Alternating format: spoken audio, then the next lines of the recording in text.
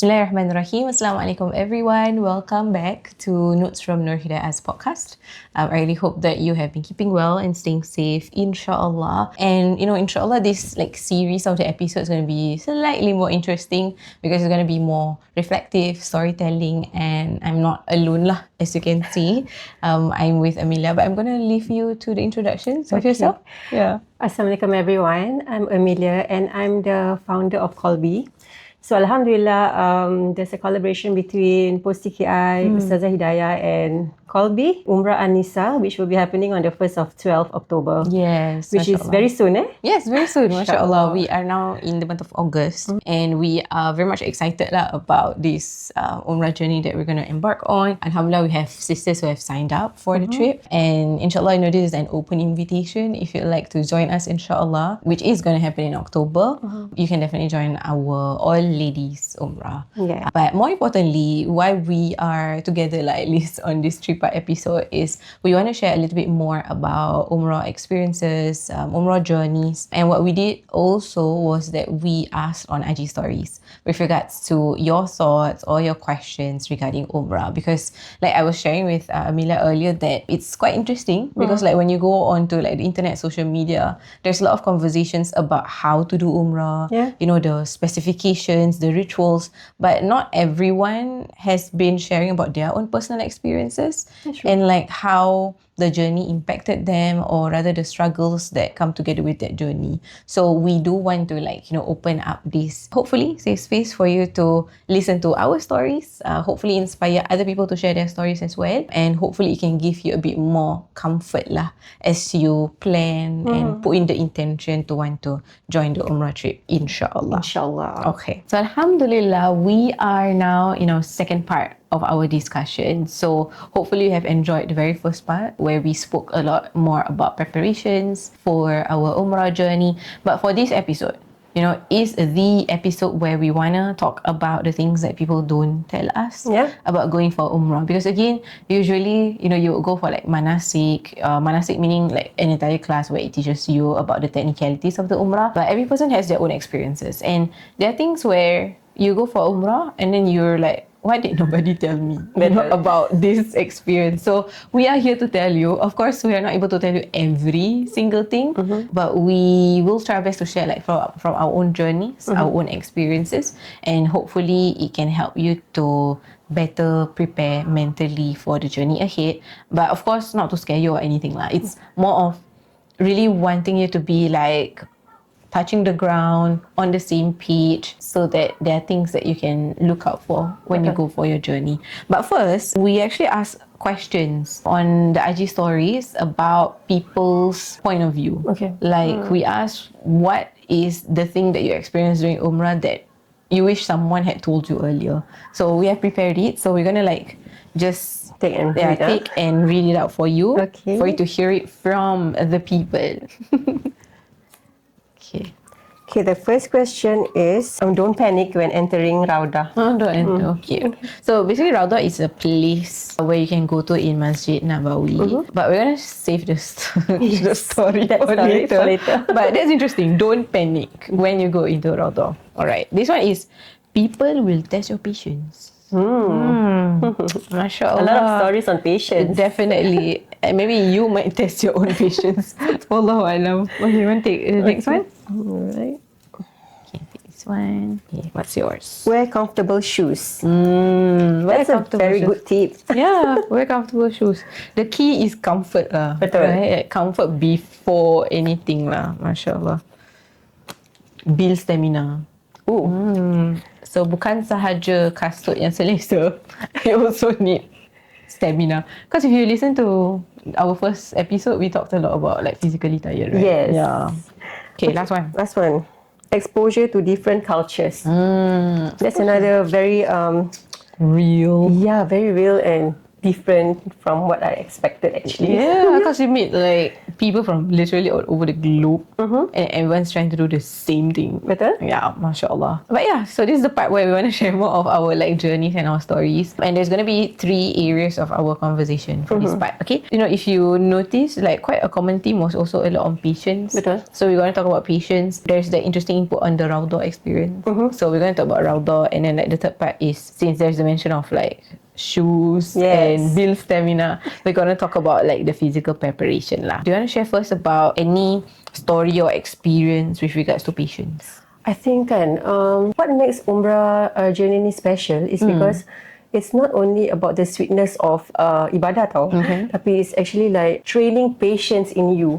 Sebab we can plan like, okay, I'm going to have a very beautiful journey there, I'm going to do this, I'm going to do that. But again, we plan, but Allah's the best of planners. Sometimes the Umrah can be a test for us also.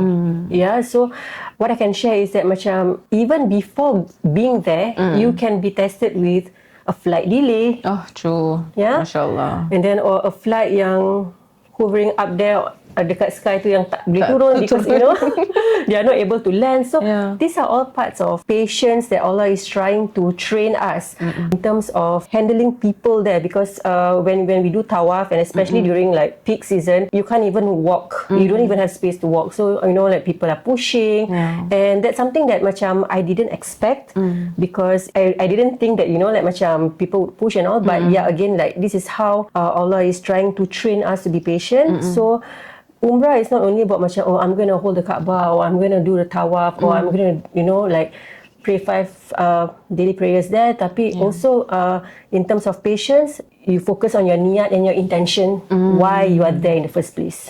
Yeah. So was there like macam like one thing yang you rasa it really tested your patience? Just trying to dig. Yeah, I think it's more of because everybody is spiritually high when they are doing tawaf, right? So the pushing from, you know, like different cultures, different people, different countries. So macam I was taken aback. But do you feel like pushing them? I think that's macam adalah macam syaitan membisik kan, macam like, oh, you do this, like, you know, macam but again we have to like macam, oh, my niat, my intention is to just do ibadah, so maybe Allah is sending them for to test you kan. So again, when times are hard there, you have to like macam focus on your niat and intention in the first place lah. Yeah, which is why tadi we also had like an input on meeting people of different cultures and backgrounds, because that is the reality, you know, like probably at least for us lah, we come from like the Asian side, right? So kita macam expect everyone macam would be Asian in their etiquettes, for instance, but you meet different people and be push and stuff. But again, it's not a place for us to like judge people macam, why, you know, she is doing Umrah but she's, you know, pushing people. But it's really like you mentioned, going back to like our own selves, our own niat, our own like journey with patience, because at the end of the day, it's about our ibadah, right, with Allah Subhanahu Wa Taala, and we're not there to like judge people like how they do their umrah, how they do their ibadah. For all we know, that is also part of our test lah. Betul. Right, the test of, you know, sincerity, walking this journey. When we speak about patience, right, I think there's a lot of moments where things, or rather people, tested my patience. For the Umrah that I did in 2023, because I went with like a group of people, like I brought a Jama'ah there. So that was like equally challenging, because now you're doing Umrah not just based on your own timeline, but it's with a group of people, and then majority of the people are very young ladies, but we also had like, you know, some elderly also joining that as well. So I think how young people, macam the pace of young people is very much different from elderly punya pace. For instance, their priorities are also different. What they like is also equally different. So for me, or rather for the team at that point, we were like, okay, a lot of patience in terms of these are the deliverables that we need to fulfill, but at the same time, recognizing that this is also everyone's journey with the Umrah. And a lot of people, it was, you know, for them, their first time for doing their Umrah. So for us also, part of the journey of patience is still making things happen, but at the same time fulfilling their request Okay. throughout the journey. Yeah, so it's a lot of patience I feel with the people lah. That we need to be patient, especially when we gerak in like Jemaah, right? Betul. In which we are going together with like a group of sisters as well. If you'd like to join us this October, jemput join. please join us. But I think that is also something that we need to like mentally prepare as well, because yes, I want to do my Umrah, I want to do my worship, but part of the journey of this worship is moving with like a group of people, and there's going to be moments where you feel macam, oh, I wish this can be faster, or I wish like macam we can complete our Umrah so that we can do another Umrah, like we have certain rather expectations or wanting things to be quick. Yes. And I think it's also partly because we live in Singapore lah. Betul. Everything is efficient, right? I mean, we always macam rasa Singapore is so efficient, but that's not the case for other parts of the world. Yeah. And you won't always experience the efficiency when you go for Umrah, right? Because again, different cultures, different people, different systems. And I think we need to recognize that that is also part of that journey of patience as well. Not everything will go our way. Not everything will follow our timeline. But we want to remember that it will follow based on what Allah had written. Yes. Like kalau Allah had written for you to experience Umrah like this with this group of people, it's going to happen. Betul. Right? And nothing is going to change that, because that is what Allah SWT wants for you. And sometimes for us, we will envision macam maybe if this happened, this would be better. But again, Allah SWT knows best. Betul. Maybe what we think is better might not be the best for us. Lah. Yeah.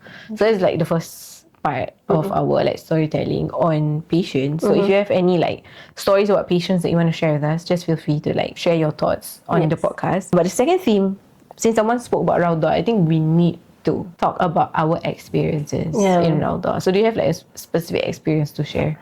Okay, so the first time I went there, I was quite shocked and taken aback with how quick and how fast you had your time inside. So you were expecting that, okay, you're going to go Raudah, you're going to pray your voluntary prayers, and then we're going to make dua. But because Raudah is just a small part of the whole Masjid Nabawi, so there were a lot of people there, a lot of people who are actually waiting to get in. So the whole experience was really quick. Like you go in, belum sempat 2 rakaat pun dia dah hajar. So it was quite a surprise for me. But then I understand that like the whole context is that everybody wants to go to Raudah. So again, we had to make our time quick there. Efficient keeping it efficient. Speaking about efficiency, there are parts where they are very much efficient. So Raudah, for those of you who do not know what it is, right? So basically, like what Amellia mentioned, is a small part of the masjid, and it's called Raudah because Raudah, it means garden, right? It is also associated to like a holy place or a space where the barakah, the blessings of it resembles like that of like in the heavens. And also because Raudah is very much near to where Rasulullah SAW was buried as well. But for women, at least at this point, we do not have like direct access to that. That is like more for the men, but we have access to like the space of Raudah itself lah, for us to actually perform our prayers. So like the first time that I went in 2013, right, there wasn't like a system. Oh, okay. Yeah, so like everyone just go, and then like okay, if penuh, okay, then they start to clear, and then like you can go a couple of times. So you can like spend more time inside? I wouldn't say more time, but you can go like multiple times. Oh, okay. Because now kan there's the Nusuk app, right? Yes. So you need to apply, book, and you can like enter once, right? Betul. Yeah, once. Like so, for example, if you go for Umrah like 5 times a year, contoh lah. Then if you want to go to Raudah, it's only once per year. You need to wait for your entire term to finish. Then you can go. But it's to give more people to actually experience the space and perform their prayers there. So the difference is now you need to book. And I think Alhamdulillah with that system, because at least you know that okay, this is my time slot. Yes. I don't have to like wait all day to enter the Raudah, but I just go according to the time in which that I've booked. It depends on the slot that you book for lah. That time we got midnight ke 1 a.m. slot, something like that. Slots, But I think that's much more peaceful, as in not in terms of the crowd, but in terms of like the atmosphere and then the environment. Because bila like 1 a.m. you don't see as much people compared to, for example, 1 p.m. like at the masjid. But if I can share my experience, right, 2013 it's like quite blur. I don't know why. I think because it's like my first time, then I put macam like okay, shock with like the journey, but shock in a good way, because again, it's a journey where you learn more about yourself kan. Betul. But in 2023 when I went, we were bringing a group of sisters. to like masuk. So that's one thing. Like, okay, I need to make sure everyone gets in, everyone is okay, semua dah book and stuff like that. And then alhamdulillah, when it came to like my part of to be able to pray lah, right in the Raudhah, alhamdulillah, I managed to do just the short prayers. But it was crowded to the point that so I don't know why lah. But because at that point I was wearing glasses tau. So I decided to take off my glasses to solat. Like I should have known better. But I macam okay, tak apalah buka. Okay, then I don't want solat, right? So right after I finished solat, literally it's this glasses. This glass that you see in this shape, right? They bend the triangle. And then at that point I was like, how am I supposed to keluar this place and not be able to see properly? How do I actually find the sisters yang macam, how do I manage with like this literally like triangle? So imagine this one, tapi dia dah triangle tau. Ya, dia dah. Tapi Masya Allah, dia tak patah. Dia just bend triangle. Then macam, should I unbend it like really like patah if I actually do that? So I decided to wait to meet my husband to help me do it because I takut patah. But to wait for him, I need to go out of the masjid, right? Yeah. Because it was really like ladies punya time, right? To go for the Raudhah. So that was like my experience. Like macam the intensity is down to the point where my glasses dah kemik. And you can't even see. Yeah, I can't even see. So I like went throughout the rest of the process and outside of the masjid like in the most blur state. But I think that's the beauty of going in a Jum'ah because you have sisters around you, you have your teammates, you know, to actually guide you and support each other. Betul. To like move through. Like I can't imagine if I seorang on my own and then like, I cannot see and then like people are asking me to leave and macam very very confusing lah. But it was interesting, alhamdulillah. Like in terms of like systems, when in 2023 it's much more taken care of, I feel. Betul. Because there's a proper queue, then you wait and then you gerak-gerak. Like it will take time. However, you know that there is like a better system in place. Like in comparison to 2013 where like everyone's just trying their best to get into Raudhah. Talking about groups also, in 2023 was my first time kan. So we went with a group and I was so lost because I was alone. But alhamdulillah, a makcik and her daughter actually saw me alone and they held my hand, hugged me throughout, you know, like macam brought me in all the way. Sampailah I keluar to Raudhah that they were together with me. I couldn't imagine that macam if I was alone, like, where do I go to? Where do I walk? Macam it's like, you know, macam it's your first time, right? It's your first time also. Yeah. So I think it's a good experience to like macam go Umrah and Raudhah with a group. If it's your first time lah, I feel. Yeah. Then insyaAllah after that, if you like macam a bit more confident, then you can either like, you know, guide other people when you're there macam the makcik tu, or like, you know, you can manage on your own lah. Yes. InsyaAllah. Okay, so the last part is we're going to talk about physical preparation. So what are your thoughts about physical preparation for Umrah, and macam were there any preparations that you made physically? So, no. Okay. So in terms of mentally, emotionally, yes. Okay. But then I wasn't prepared for the walking, the tawaf, the sa'i, the walking to and fro from the hotel to the to the masjid every day, macam at least 3-4 times you jalan kan. So there were a lot of walking. So what I did into 2024 was that we started preparing the Umrah journey by going for trekking, walking with the whole family, with my kids, you know, to better prepare because kita macam agak terperanjat bila pergi 2023 tu kan. So okay, everybody, you have to practice walking. yes.